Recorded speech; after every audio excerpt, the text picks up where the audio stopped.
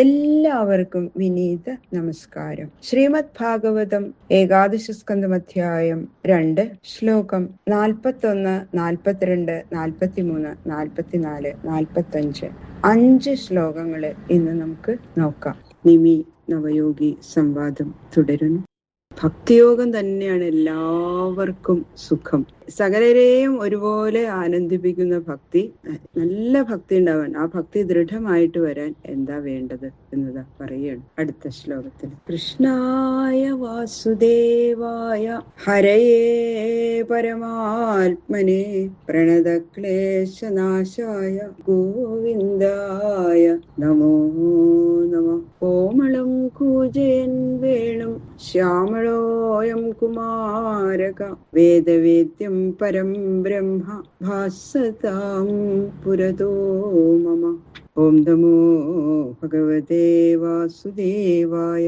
ഓം നമോ ഭഗവതേ വാസുദേവായ. ഓം നമോ ഭഗവതേ വാസുദേവായ. ശ്ലോകം 41.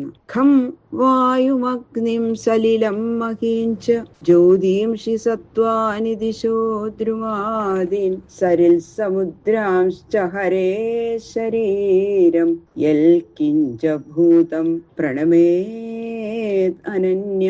ആകാശം, വായു, അഗ്നി, ജലം, ഭൂമി, സൂര്യൻ, ചന്ദ്രൻ, സകല ജീവികള്, ദിഗ്ഭാഗങ്ങള്, വൃക്ഷലതാദികള്, നദികള്, സമുദ്രങ്ങള് എന്ന് വേണ്ട കാണുന്നവയൊക്കെയും ഹരിയുടെ ശരീരമാകുന്നു. താനും അതിൽ നിന്ന് ഭിന്നനല്ല എന്ന ഉറപ്പോടെ എല്ലാറ്റിനെയും നമസ്കരിക്കണം. പുരുഷ സൂക്ത സാരാംശമാണ് ഈ പദ്യത്തിൽ അടങ്ങിയിരിക്കുന്നത്. ലോകാകൃതിയിൽ പ്രകാശിക്കുന്നത് ഈശ്വരൻ തന്നെയാണെന്ന വിശ്വാസത്തോടുകൂടി സകലത്തെയും ഈശ്വരൻ എന്ന് കണ്ട് നമസ്കരിക്കണം.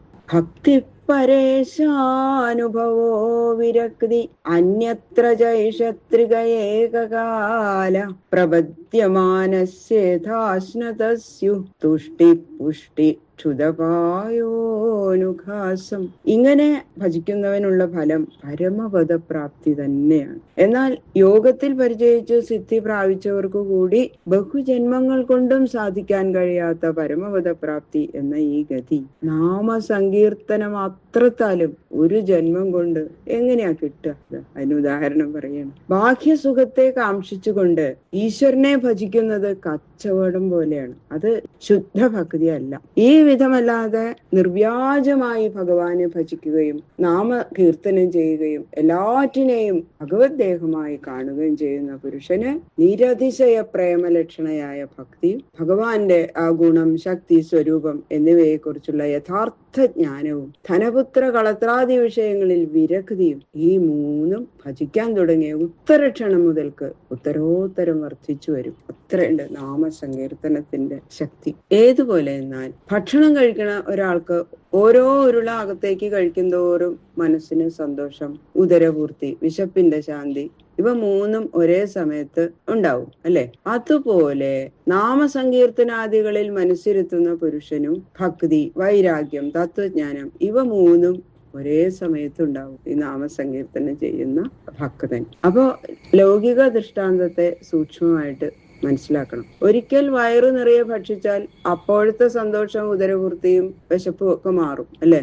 കുറച്ചു നേരം വിശപ്പ് മാറിയിരിക്കും, പിന്നെയും വിശപ്പ് തുടങ്ങും. അപ്പോഴും ഭക്ഷണം കഴിക്കണം. നാമസങ്കീർത്തനാദി നിമിത്തമുണ്ടാകുന്ന ഭക്തി അങ്ങനെയല്ല. ഒരിക്കൽ ഉണ്ടായാൽ ജന്മാദി ദുഃഖത്തെ തീരെ നശിപ്പിക്കും. പിന്നെ ആ ദുഃഖം രണ്ടാമത് ഉണ്ടാവില്ല. ദുഃഖത്തെ ഉണ്ടാക്കി തീർക്കുന്ന അവിദ്യ എന്നു പേരായ വിത്തിനെ കൂടി തീരെ നശിപ്പിക്കും. അതിനാൽ നാമസങ്കീർത്തനാദികളാൽ സിദ്ധിക്കുന്ന ഫലം താൽക്കാലികമല്ല, സ്ഥിരമാണ്.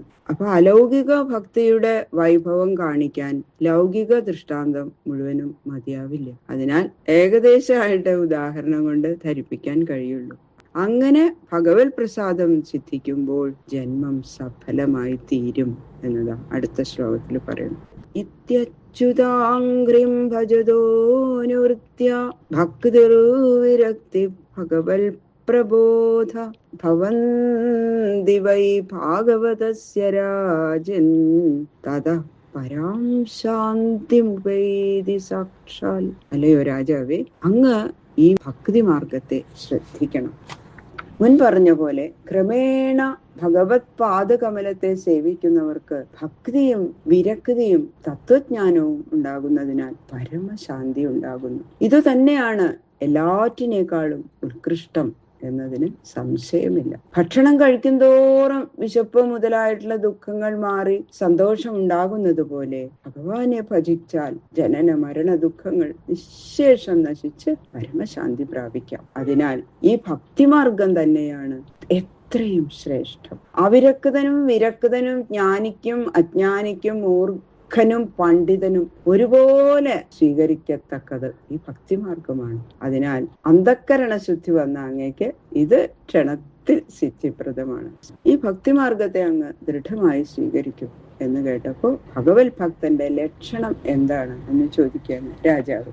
രാജോവാച അഥ ഭാഗവതം ബ്രൂത യദ്ധർമ്മോ യാദൃശോ നൃണാം യഥാചരതി ബ്രൂതേ വ്യൈർലിംഗൈ പ്രിയ.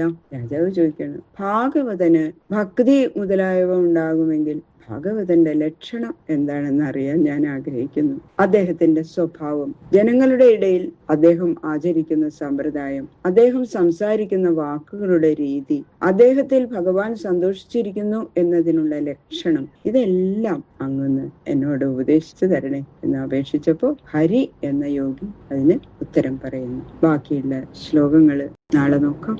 സർവത്ര ഗോവിന്ദ നാമ സങ്കീർത്തനം. ഗോവിന്ദ ഗോവിന്ദ ഗോവിന്ദ.